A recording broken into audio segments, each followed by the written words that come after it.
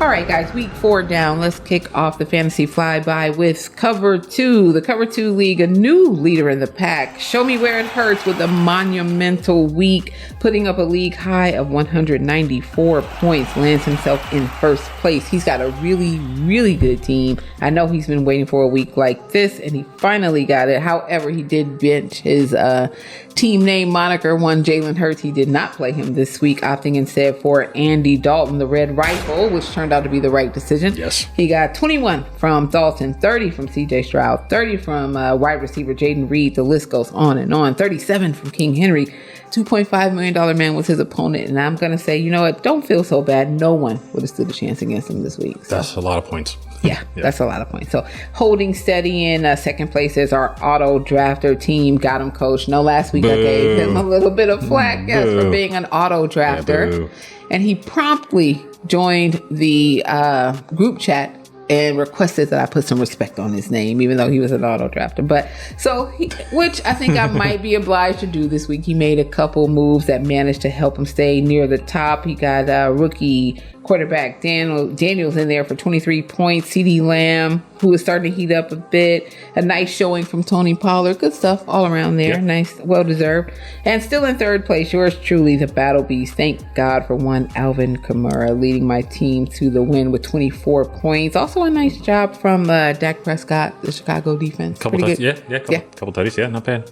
Not bad. And the only team left without a win in Cover 2. Still bringing up the rear, 10th place, Team GOAT. He took a big hit this week with the early loss of one Rashee Rice. Oh, nice goose egg for him in the wide receiver category. Otherwise, did pretty well. But speaking of his monumental misfortunes, I'm also going to give him the GM blunder of the week this week. He had that 33.6 from Ken Walker Jr. sitting on his bench, and that would have helped him a bunch.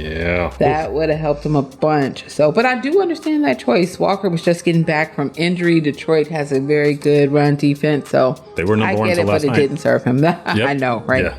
So moving on to our flagship, Air It Out Fantasy Football League. Left hand of Thanos is getting nice and comfy in that number one spot. This is his third week in a row. And he did that despite the loss of Rashee Rice on his roster.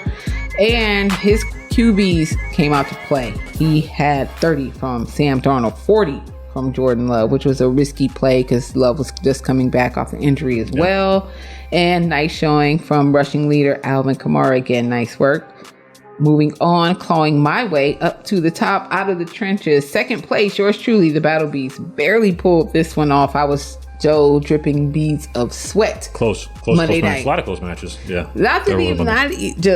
I went in behind, and then I had to count on Jared Goff to get me the win. And if you've ever had to do that, oh my God. So we picked a good time. We'll talk about it a little later, but you picked a good time. Yeah. Right. That was the one. Yeah, he showed up for me in a big way. 34 points in what was a very drab showing by the rest of my squad. So good luck there. And in third place, Zulu Nation. So listen, Zulu Nation, this season, he's like the ocean. You can't turn your back on him. Before you know it, he's on you. Got me this week. So you got this. He had a good one this week. Okay, so just to put it in perspective, week 2 he was without a win and in last place. Here we are, week 4. He's second in point total with 612. Yep. And now in third place, a very formidable opponent. Leading his team this week was 25 points from Malik Neighbors. He cashed in on that 33 from Ken Walker Jr. Sure very did. Good stuff there. Yeah, he and I went back and forth until I was leading until Ken Walker decided to go crazy. Yeah, right. So, yeah, good match. And bringing up the rears for the second week in a row. Florida Fade. This is unusual. We're not used to seeing him in last place for any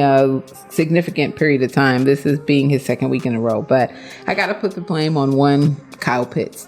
Big goose egg for him in the tight end spot. It's not getting used. It's just not. Yeah. Why can't we get off the Kyle Pitts train? It's year after year. It's been years. It's been year after years. Nothing. Well, you know what? Not nothing, but just not the huge numbers that were always expected. For where he was drafted and the offense he's in now, they just don't use him. Yeah. I don't know. How long are we going to wait for it? Getting a ton of use. Bijan's getting a ton of use. I mean, they're spreading the ball around, just not to him. I don't know why. I don't know how long we're going to keep waiting, but we'll see. Oof.